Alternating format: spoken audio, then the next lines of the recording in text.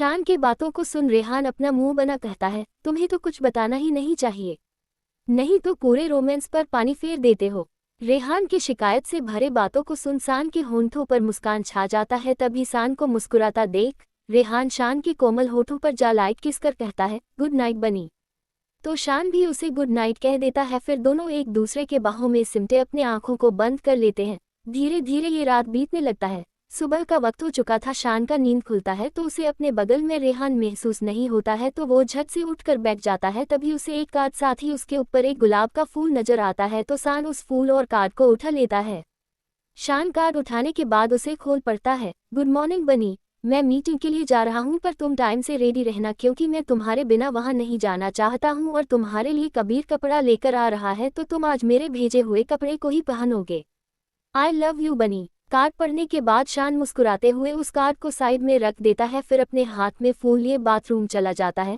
वहीं दूसरी तरफ अगस्त्या आज कंपनी न जा आराम से सोया हुआ था, पर तभी सोनाली उसे कंपनी जाने के लिए तैयार न होता देख उसके पास आ सवाल करती है, आपको कंपनी नहीं जाना है क्या? सोनाली के सवाल को सुन अगस्त्या अपनी आंखों को खोल सोनाली की तरफ देख कहता है, नहीं, मैं सोच रहा हूँ जब तक हमारा बेबी इस दुनिया में नहीं आ जाता है तब तक मैं घर से ही काम करूँ और तुम्हारा पूरा ध्यान रखूँ।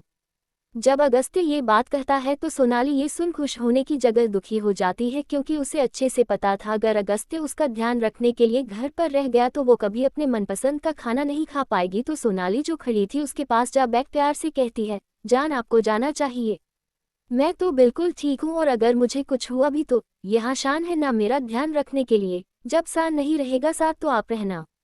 अगस्त्य ये बहुत अच्छे से जानता था सोनाली इतना मक्खन लगाकर क्यों कह रही है उससे। अगस्त्य सोनाली के बातों को इग्नोर कर अपने आंखों को बंद कर लेता है और कहता है, मुझे अभी सोने दो, और गणेश चतुर्थी के लिए अंश के कॉलेज में भी जाना है, तो वैसे भी मुझे अपने काम को अधूरा छोड़कर आना ही पड़ता, इसलिए मैं आज तो कंपनी नहीं जाने वाला हूँ, बाकी का बाद में देखूंगा। ये सुन सोनाली अफसोस से बस ठीक है कह देती है। फिर कुछ देर तक शांत बैठे रहने के बाद उससे सवाल करती है, अगस्त्या वैसे गणेश चतुर्थी में मैं क्या पहनूं? सोनाली का सवाल सुन अगस्त्या अपने आंखों को खोल सोनाली की तरफ देख कहता है, जान तुम कुछ भी पहनोगी बहुत ही खूबसूरत लगोगी। अगस्त्य के इस बात को सुन सोनाली के होठों पर मुस्कान छा जाता है और वह मुस्कुराते हुए कहती है, अच्छा ठीक है तो मैं आज साड़ी पहन लेती हूँ, वैसे भी गणेश चतुर्थी है और मैं जल्दी साड़ी पहनती नहीं तो सारी साड़ियाँ ऐसी ही रखी हुई है। सोनाली के इस बात को सुन वो उठकर बैठ जाता है और सोनाली का हाथ पकड़ अपने बाहों में खींच लेता है और बहुत प्यार से कहता है, अगर तुम आज साड़ी पहन रही हो तो याद रखना साड़ी नेट वाला बिल्कुल नहीं होना चाहिए, और क्या कहते हैं उस साड़ी को, बनारसी साड़ी या कांजीवरम जो भी हो तुम वही पहनोगी। अगस्त के बातों को सुन सोनाली का तो मुंह बन जाता है और वो झट से कहती है, ऐसा क्यों, मुझे तो नेट वाली साड़ी पहनना है। पर अगस्त्य उसे नेट वाली साड़ी पहनने से साफ मना कर देता है, तो सोनाली अपना मुंह बना उसे खुद से दूर कर वहां से चली जाती है। वही अगस्त्य को पता था सोनाली थोड़ा नाराज होगी, पर वो उसकी नाराजगी को झेल लेगा, लेकिन कोई उसकी खूबसूरती को निहारे अगस्त्य को ये बिल्कुल भी मंजूर नहीं था। वही सोनाली नहाने जा चुकी थी और अगस्त्य उठकर बालकनी के पास जाकर खड़ा हो जाता है और सूरज की तरफ देखने लगता है। फिर धीमी आवाज में सूरज को देखते हुए ही कहता है, कल तक मेरी जिंदगी में सिर्फ अंधेरा भरा हुआ था, पर जब से सोनाली मेरी जिंदगी में आई है तब से मेरे जिंदगी में सिर्फ रोशनी ही रोशनी भरा है। प्लीज इस रोशनी को मुझसे कभी मत छीनना, नहीं तो मैं इसके बिना जी नहीं पाऊंगा। खुद में ही इतना कहने के बाद वो बस सूरज को देखने लगता है। ऐसा लग रहा था जैसे सूरज और वो दोनों ही एक दूसरे से बातें कर रहे हो। धीरे धीरे ऐसे ही वक्त बीतने लगता है। वहीं दूसरी तरफ लंदन में ध्रुव आयशा के साथ इंडिया आने के लिए अपने प्राइवेट जेट के पास पहुंच चुका था। वहां पहुंचने के बाद दोनों जेट के अंदर जा बैठते हैं। दोनों के बैठने के बाद प्राइवेट जेट उड़ान भर देता है। तभी आयशा ध्रुव के हाथ में अपना हाथ रख कहती है, ध्रुव मुझे ये सब सपने की तरह लग रहा है। मैंने कभी नहीं सोचा था जिससे मैं बचपन से प्यार करूंगी वो कभी मुझसे भी प्यार कर अपने प्यार को पाने के लिए इतना कुछ करेगा। आयशा के बातों को सुन ध्रुव अपने दूसरे हाथ को आयशा के चेहरे पर रख बहुत प्यार से कहता है, बेबी पर ये सपना नहीं सच है। ध्रुव का ये बात सुन आयशा के होंठों पर मुस्कान छा जाता है और वो उसके कंधे पर अपने सिर को रखकर उसे अपने पास होने का महसूस करने लगती है।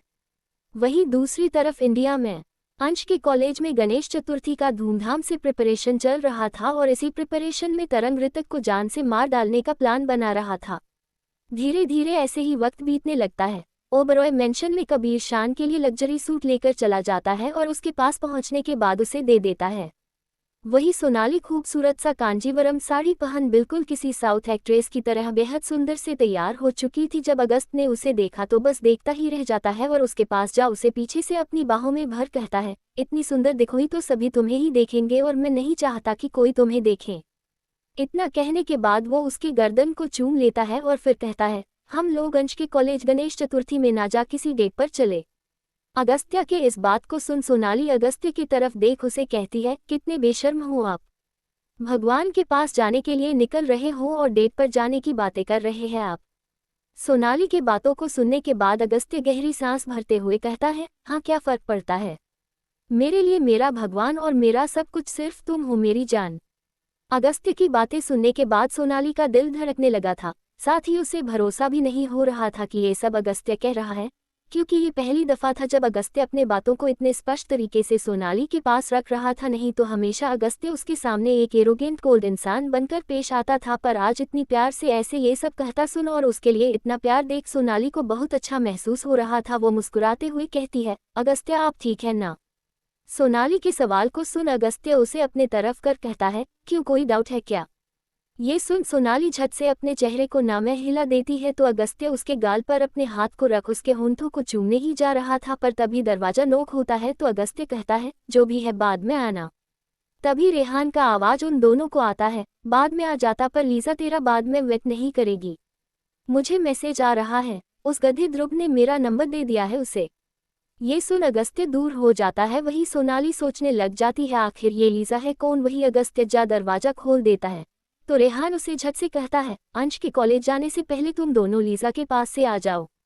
ये सुन अगस्त्य हाँ कह देता है। फिर लीजा कहाँ मिलने बुलाई है इसका लोकेशन रेहान अगस्त्य को सेंड कर वहां से चला जाता है। वही अगस्त्य सोनाली के पास जा उसके हाथ को पकड़ उसे अपने साथ ले जाने लगता है तो सोनाली सवाल करती है, कौन है लीजा और हमें कहाँ जाना है। सोनाली के सवाल को सुन अगस्त्य उसे अपने साथ ले जाते हुए उसे सब कुछ बताने लगता है।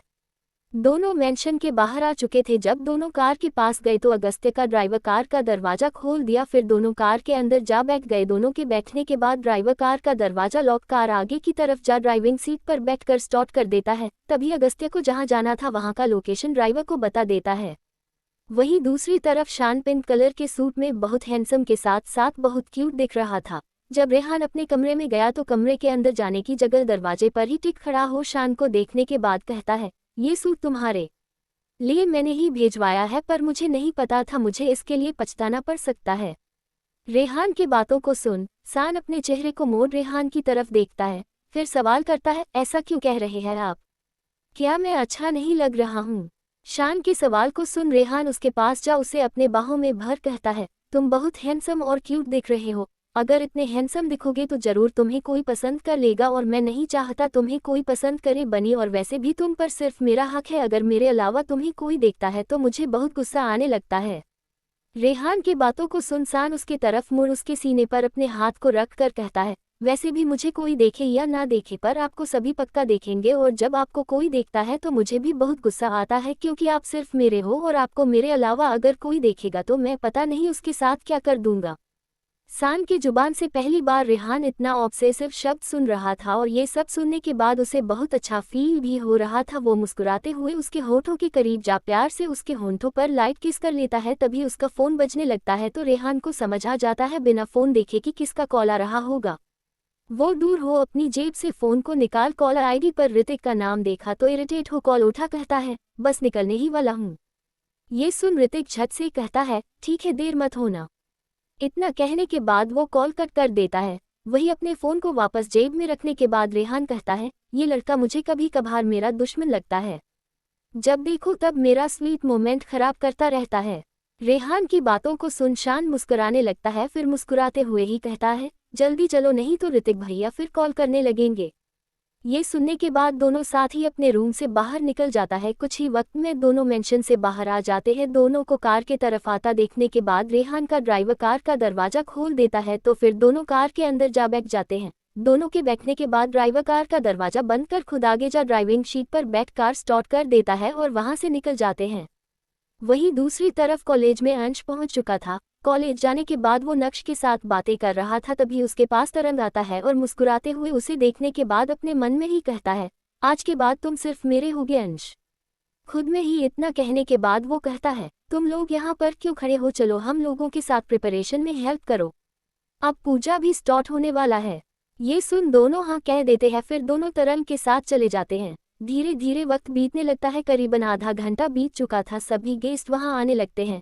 रेहान भी सान के साथ पहुँच जाता है और ऋतिक भी वहाँ पहुँच जाता है। तीनों फिर कार से बाहर निकलने के बाद साथ साथ कॉलेज के अंदर जाते हैं। तभी अंश का ध्यान ऋतिक, रेहान, सान तीनों पर जाता है तो उसके चेहरे पर मुस्कान छा जाता है। वो मुस्कुराते हुए उस तरफ देख रहा था। तभी तरंग का भी नज़र उस तरफ जाता है तो तरंग अपने मन में ही कहता है, जितना देखना है देख लो, दोबारा देखने का मौका मैं नहीं दूंगा।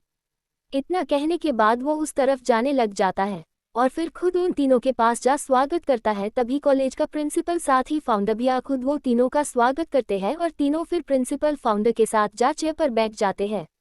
वहीं दूसरी तरफ अगस्त्य, सोनाली लीजा के बुलाने का इंतजार करने लगते हैं, पर यहाँ आए हुए अगस्त्य को आधा घंटा हो गया था पर लीजा अब तक उसे बुलाई नहीं थी। अब अगस्त्य को धीरे धीरे बहुत गुस्सा आने लगा था। वो गुस्से में चिल्लाकर कहता है, कोई है यहाँ की नहीं। तभी एक लड़की कहती है, यस सर। तो अगस्त्य खड़ा हो कहता है, डॉक्टर लीजा के पास अगर टाइम नहीं था तो वो बुलाई क्यों, और वो है कहाँ? क्या ऐसे ही वो अपने पेशेंट को देखती है? अगर कोई बहुत इमरजेंसी में हो तब क्या होगा? मैंने आज तक इतनी लापरवाह डॉक्टर अपने लाइफ में नहीं देखा है। जब अगस्त्य उस लड़की को ये सब सुना रहा था तभी गोरी चिट्ठी लड़की जिसका ब्राउन बाल था और उसकी आंखें नीली थी वो कहती है, ओह तो तुम मुझे सिखाओगे कि मैं किस तरीके की डॉक्टर हूँ। लीजा भले फॉरेनर थी पर उसे हिंदी ही नहीं बल्कि बहुत सारे लैंग्वेजेस आते थे। वो जब आके ये कहती है तो अगस्त्य उसके तरफ देखता है। जब लीजा अगस्त्य को देखती है तो एक पल के लिए बस देखते रह जाती है। तभी अगस्त कहता है, ओह तो डॉक्टर लीजा के पास टाइम मिल गया तो क्या अब तुम मेरी वाइफ को चेक करोगी कि नहीं? अगस्त्य की बातों को सुन लीजा के चेहरे पर हल्का उदासी छा जाता है। तभी सोनाली झट से खड़ी हो अगस्त्य के हाथ को पकड़ उसके तरफ देखती है तो अगस्त्य सोनाली को देखता है, फिर शांत हो कहता है, सॉरी अगर मेरे बातों से तुम्हें बुरा लगा हो तो लीजा, पर प्लीज चेक करने से मना मत करना। ये सुन लीजा झट से कहती है, कोई बात नहीं, मैं तुम्हारी वाइफ को देखेगी। इतना कहने के बाद लीजा सोनाली की तरफ देख कहती है, अंदर आ जाओ तुम। इतना कहने के बाद वो अंदर जाने लगती है। वहीं सोनाली भी उसके पीछे चली जाती है। अंदर जाने के बाद अंदर रखे बेड पर लीजा उसे लेटने को कहती है। फिर लीजा सोनाली को चेक करने लगती है। वहीं बाहर बैठा अगस्त्य बहुत परेशान था। वो एक जगह बैठने की जगह इधर उधर घूमे जा रहा था। वहीं दूसरी तरफ गणेश चतुर्थी का पूजा कॉलेज में स्टार्ट हो चुका था। करीबन आधा घंटा बीत गया। लीजा सोनाली का चेकअप करने के बाद सोनाली के साथ बाहर अगस्त्य को इधर उधर परेशान ही घूमते हुए देख कहती है, रिलैक्स मिस्टर अग्निहोत्री। लीजा के आवाज को सुन अगस्त्य रुक जाता है। तभी लीजा फिर अगस्त्य और सोनाली को बैठने का बोलती है और खुद भी अपने जगह पर जा बैठ कहती है, मिसिस अग्निहोत्री तुम्हारा बेबी डेवलप नहीं कर रहा है। ये सुन सोनाली घबरा जाती है। तभी लीजा कहती है, रिलैक्स, आज के टाइम में साइंस बहुत डेवलप कर गया है। हर एक प्रॉब्लम का सॉल्यूशन होता है और इसका सॉल्यूशन तो मैं कर देगा अभी, पर बेबी होने का टाइम में बहुत प्रॉब्लम हो सकता है तुम्हारे लिए। अगर तुमको अपना और अपना बेबी प्रॉपर्ली चाहिए तो तुमको बहुत सारे प्रिकॉशन लेना होगा और मैं यहाँ हमेशा नहीं रहता, और एक बार तुम्हारा इलाज शुरू किया तो तुमको मेरे से हर वीक मिलने आना पड़ सकता है ताकि मैं तुम्हारा कंडीशन के हिसाब से मेडिसिन चेंज कर सकूँ। लीजा की बातों को सुन सोनाली और अगस्त्य एक दूसरे को देखने लगते हैं। तभी लीजा कहती है, मैं 1 मंथ के लिए यहीं पर है, तब तक के लिए मैं यहाँ रहकर चेक कर सकती हूँ, फिर तुमको अमेरिका जाना पड़ सकता है। अगस्त्य ठीक है कह थैंक यू के साथ सॉरी भी कह देता है। फिर सोनाली को अपने साथ ले जाने लगता है। तभी लीजा अपने मन में कहती है, just like my dream man. इतना कहने के बाद वो बस अगस्त्य को जाता हुआ देखने लगती है। कुछ ही वक्त में अगस्त्य और सोनाली वहाँ से बाहर आ जाते हैं। दोनों को बाहर आता देख अगस्त्य का ड्राइवर कार का दरवाजा खोल देता है। फिर दोनों कार के अंदर जा बैठ जाते हैं। दोनों के बैठने के बाद ड्राइवर कार डोर लॉक कर आगे ड्राइविंग सीट पर जा बैठ कार स्टार्ट कर देता है। कुछ वक्त बीत जाता है और कार कॉलेज इंटरेस्ट गेट के अंदर जा पार्किंग साइट पर जा रुक जाता है। कार रुकते ही अगस्त्य और सोनाली दोनों ही कार से बाहर निकल जाते हैं। कार से बाहर निकलने के बाद अगस्त्य सोनाली दोनों ही जहां पूजा हो रहा था उस एरिया में जाने लगी थी। तभी प्रिंसिपल को पता चला कि अगस्त्य आया हुआ है तो उसका भी स्वागत करने प्रिंसिपल चला गया। फिर दोनों के पास दोनों का स्वागत कर उन्हें अपने साथ लेकर अंदर आ गया।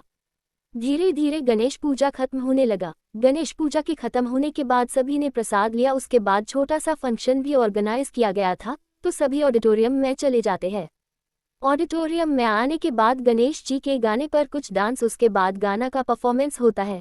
ये सब होने के बाद स्टेज पर प्रिंसिपल जा स्पीच के लिए पहले अगस्त्य को बुलाता है तो वो स्टेज पर जा गणेश चतुर्थी के बारे में उसे कुछ पता तो नहीं था, पर सोनाली के साथ रहते रहते उसे थोड़ा बहुत तो पता चल ही गया था। वो मुस्कुराते हुए सोनाली की तरफ देखते हुए कहता है, हेलो एवरीवन, आज गणेश चतुर्थी है। मुझे इस बारे में ज़्यादा आइडिया नहीं है, पर मेरी वाइफ भगवान को बहुत मानती है और उसके आस्था पर मुझे विश्वास है। जब अगस्त्य ये लाइन कहता है तो सोनाली बस अगस्त्य को देखती रह जाती है। वही कॉलेज में मौजूद सभी लोग ये सोच रहे थे अगस्त्य कितना परफेक्ट मैन है और अपनी वाइफ से कितना प्यार करता है। फिर ऐसे ही धीरे धीरे वो कुछ लाइन बोलता है जिसमें सिर्फ सोनाली का तारीफ भी था। अपने स्पीच को पूरा करने के बाद वो अपने जगह पर जा बैठ जाता है। तभी रेहान को बुलवाया जाता है तो वो सान की तरफ देखता है, फिर एक गहरी सांस भरकर जा स्टेज पर माइक के पास खड़ा हो स्टैंड माइक को पकड़ कहता है, हेलो एवरीवन, सभी को हैप्पी गणेश चतुर्थी। इतना कहने के बाद रेहान कोई स्पीच न दे, बस कुछ लाइन का शायरी गणेश चतुर्थी के लिए कह देता है। गणेश जी का रूप निराला है, चेहरा भी कितना भोला भाला है, जिसे भी आती है कोई मुसीबत उसे इन्हीं ने तो संभाला है। ये लाइन कहने के बाद रेहान मुस्कुराते हुए कहता है, मुझे पता है ज़्यादा लंबा चौड़ा स्पीच सुन सभी को बहुत नींद आता है, मुझे भी आता था, इसलिए मैं स्पीच ही अटेंड नहीं करता था। रेहान के बातों को सुन पूरे स्टूडेंट हंसने लगते हैं, सान भी। तभी रेहान फिर कहता है, मैं बस सभी से ये कहना चाहूँगा, अगर लाइफ में कुछ चाहिए तो बस मेहनत करो, क्योंकि मेहनत के बिना कोई भगवान भी कुछ नहीं कर सकते हैं। बोलते हैं ना, मेहनत का ही फल मिलता है, मेहनत नहीं करोगे तो फल की भी इच्छा नहीं रखनी चाहिए। And thank you everyone. Rehan की स्पीच को सुनने के बाद सभी मुस्कुरा भी रहे थे, मोटिवेट भी हुए। फिर उसके जाने पर सब जोरों से तालियां भी बजाने लगे। रेहान के जाने के बाद ऋतिक को बुलाया गया, पर जैसे ही ऋतिक का नाम लिया गया अंश के फ़ोन में एक मैसेज आता है। नोटिफिकेशन का आवाज़ सुन अंश छत से अपने फ़ोन को निकाल आते हुए मैसेज को पढ़ता है। स्टेज पर जाते ही एक जोरदार धमाका के साथ बिजनेस टाइकून ऋतिक धनजानी का मौत। ये पढ़ने के बाद अंश ऋतिक की तरफ देखा और उसे समझ नहीं आ रहा था वहाँ होगा क्या। वही ऋतिक स्टेज पर चढ़ गया। तभी अंश को दूसरा मैसेज आता है, कहते कहते यूं ही रुक जाता हूँ मैं, क्या यही मौत है, क्या यही मौत है। ये मैसेज पढ़ने के बाद उसके दिमाग का जैसे बत्ती जलता है और वो भागते हुए स्टेज के पास जाने लगता है। वही ऋतिक अपने हाथ को जैसे ही माइक पर रखता है तभी अंश जा ऋतिक को धकेल देता है। फिर जोरदार धमाका जैसे ही होता है, अंश को कुछ होना इसलिए ऋतिक उसे अपने बाहों में भर लेता है। इसी बीच चिंगारी उड़कर कुछ ऋतिक के शरीर पर जा पड़ता है। वही सभी ये देख हैरान होते हैं और उसके पास जाने लगते हैं। वही तरंग ये नज़ारा देख अपने मन में ही कहता है, तुम तो इंटेलिजेंट निकले अंश, नाइस, अब तो तुम्हें पाने का जुनून और बढ़ता जा रहा है। अपने मन में इतना कहने के बाद वो भी स्टेज की तरफ जाने लग जाता है। वही रेहान, अगस्त्य, सान, सोनाली चारों चिंतित होते हुए सवाल एक साथ करते हैं, तुम दोनों ठीक हो। तभी दोनों एक दूसरे से अलग होते हैं। सोनाली अंश को देखने जाती है वो ठीक है कि नहीं, पर अंश छत से ऋतिक के करीब जा रोते हुए कहने लगता है, ऋतिक आप ठीक हो ना। ये बोलते हुए वो उसे हर जगह चेक भी कर रहा था। ये देख सोनाली हैरान होती है, पहले वो कभी ऋतिक को ऋतिक नहीं बल्कि सर कहता था और अब अचानक से उसका नाम ले रहा है। ऊपर से कैसे वो कर रहा था, ऐसा लोग तभी करते हैं जब प्यार में हो। वही अंश उसे चेक किए जा रहा था और चिंता में बोले जा रहा था, तो ऋतिक बिना किसी का परवाह किए उसके दोनों हाथ को पकड़ अपने करीब कर कहता है, मैं ठीक हूँ, तुम अब शांत हो जाओ। तभी अंश रोते हुए कहता है, पर आपका हाथ जल गया है। इतना क्या, वो रोने लगा तो ऋतिक बिना किसी का परवाह किए उसे अपने बाहों में भर उसके बाल को प्यार से सहलाते हुए कहता है, मैं एकदम ठीक हूँ अंश, और ये थोड़ा सा जला है, मुझे तो जलन भी नहीं हो रहा है।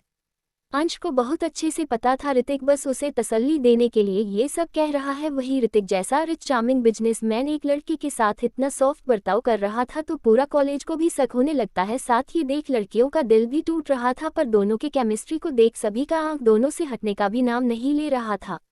वही रेहान ये देख ऋतिक के कंधे पर हाथ रख देता है तो ऋतिक रेहान के तरफ देखता है तो रेहान बस अपने आंखों से ही इशारा करता है।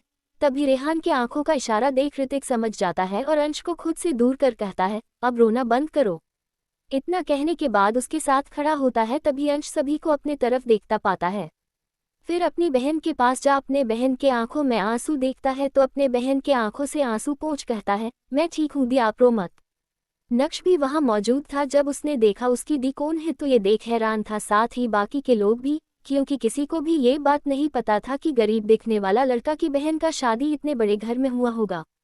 नक्श भी उसके पास आता है। वही ऋतिक से रेहान कहता है, चल डॉक्टर के पास चलते हैं।